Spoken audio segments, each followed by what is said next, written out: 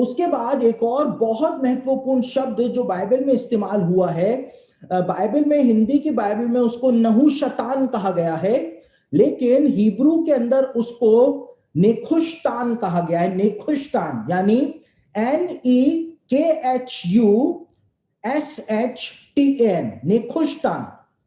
और ये नेखुशतान क्या है? बाइबल में नहुशतान इसको कहा गया है।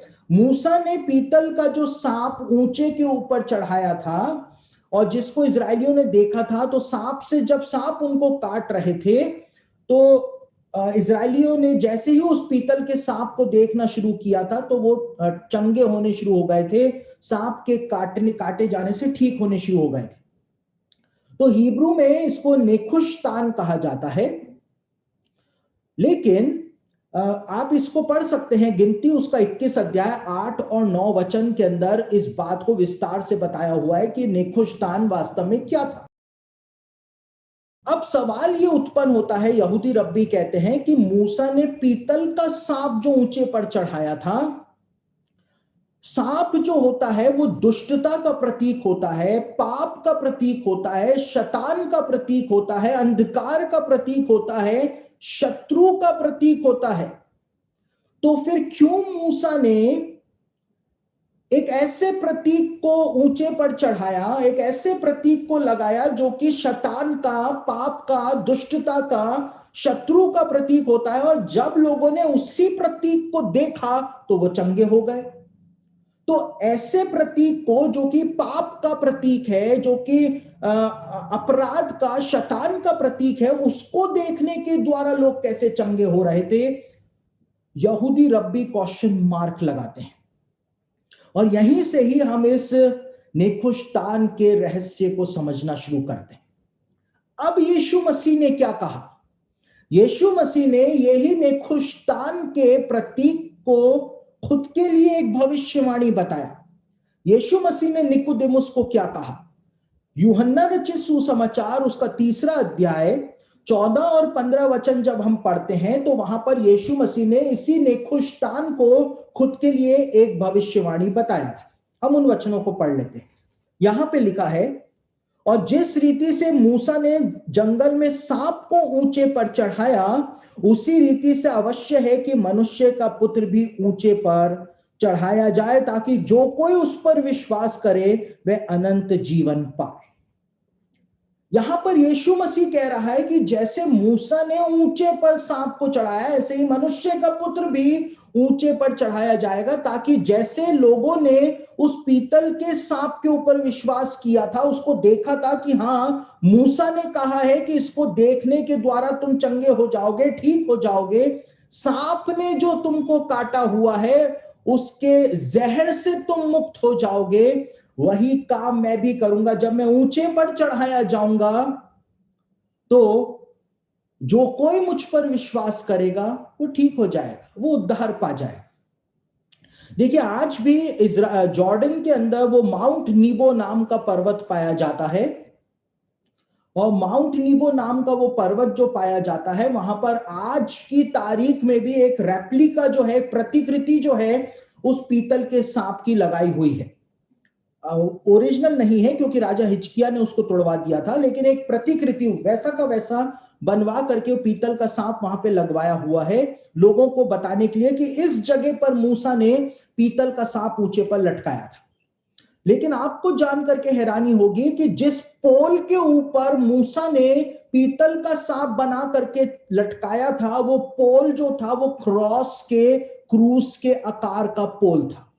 क्रूस के आकार का वो पोल था, और एक क्रूस के ऊपर सांप को लटके हुए मूसा ने दिखाया था। और इसीलिए यीशु ने कहा कि नेखुशतान की वो भविष्यवाणी जो है वो तो मेरे लिए ही तो है, मैं भी वैसे के वैसे ऊपर चढ़ाया जाऊं। यानी जिस प्रकार से पाप का प्रतीक जो था, शैतान का प्रतीक जो था, अंधकार का, शत्रुता का, दुष्टता का प्रतीक जो था, सांप जो था, जब उसको पोल के ऊपर मूसा ने टांगा और उस प्रतीक को जब लोगों ने देखा, तो वो ठीक हो गए, सांप के काटे हुए से ठीक हो गए। वही काम जो है यीशु ने कहा मैं करूंगा। कैसे करूंगा? हम एक वचन को पढ़ लेते हैं। 2 कुरिन्थियों उसका 5 अध्याय उसके 21वें वचन को आपके सामने पढ़ रहा हूं। यहां पर लिखा है जो पाप से अज्ञात था उसी को उसने हमारे लिए पाप ठहराया कि हम उसमें होकर परमेश्वर की धार्मिकता बन जाए। यानी कि यीशु मसीह जो कि निष्पाप था, निष्कलंक था, परमेश्वर ने यीशु मसीह के ऊपर जब संसार के पापों को लाद दिया, सारे संसार के पापों को डाल दिया, तो यीशु मसीह खुद ही पाप के अंदर तब्दील हो गया। वहां पे लिखा है जो पाप से अज्ञात था, जिसको पता ही नहीं था कि पाप होता क्या है, उसी को परमेश्वर ने हमारे लिए पाप ठहरा दिया। यीशु मसीह को ही पाप ठहरा दिया और यीशु मसीह को क्रूस के ऊपर कीलों से जड़ दिया। और अब जैसे मूसा के सांप को देखने के द्वारा लोग चंगे हो रहे थे, उसी प्रकार से यीशु मसीह जो क्रूस के ऊपर था, यीशु मसीह सारे संसार के पापों को लेकर के जब मर गया, तो उसने वही काम कर दिया जो मूसा के पीतल के सांप ने किया था। कैसे किया था? जो सांप का काटा हुआ है, शैतान का डसा हुआ जो है, जब वो उस प्रतीक को देखेगा तो वो चंगा हो जाएगा। उसी प्रकार से जो शैतान का काटा हुआ है, जो पाप के अंदर फंसा हुआ है, जिसको शैतान ने पाप में जकड़ा हुआ है, जब वो यीशु मसीह को देखेगा, उस क्रूस के निशान को जब वो देखेगा, जैसे जैसे सांप पाप का प्रतीक था, शत्रुता का प्रतीक था, शैतान का प्रतीक था। लोग कहते हैं कि कलीसियाओं के अंदर आप क्रूस क्यों लगाते हो? क्रूस तो अपराधियों को सजा देने के लिए इस्तेमाल किया जाता था, वो तो श्राप का एक सिंबल है, तो आप चर्चेस में क्रूस को लगाते क्यों हो? यहां पर उस बात का जवाब है कि वो निशान जो कि शैतान का निशान था, लेकिन उसके द्वारा परमेश्वर ने दिखा दिया था कि मैंने उसको एक प्रतीक बना दिया है कि उसको देखोगे तो तुम चंगे हो जाओगे। उसी प्रकार से क्रूस जो कि एक श्राप का प्रतीक हुआ करती थी, जो क्रूस पे चढ़ाया जाए वो श्रापित है, जो पेड़ पर टांगा जाए वो श्रापित है, उसी श्राप के निशान को परमेश्वर ने पूरी दुनिया के लिए उद्धार के निशान के रूप में तब्दील कर दिया। और इसीलिए कलीसियाओं के अंदर, इसीलिए घरों के अंदर क्रूस के निशान को लगाया जाता है, क्योंकि जो उस निशान को देखेगा वो उद्धार पा जाएगा। जो विश्वास करेगा उस निशान के ऊपर वो उद्धार पा जाएगा। नेखुशतान की यही तो मिस्ट्री है। जो पीतल के सांप ने किया, यीशु ने कहा मैं भी बिल्कुल वैसा का वैसा करूंगा, मैं भी बिल्कुल वैसा का वैसा करूंगा।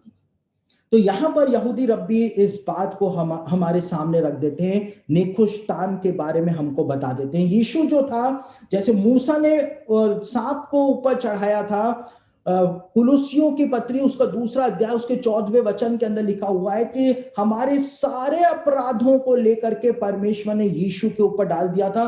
क्रूस पर कीलों से उसको परमेश्वर ने जड़ दिया था और एक प्रतीक बना दिया था कि जो कोई उसको देखेगा वो उद्धार पा जाएगा, उद्धार पा जाएगा।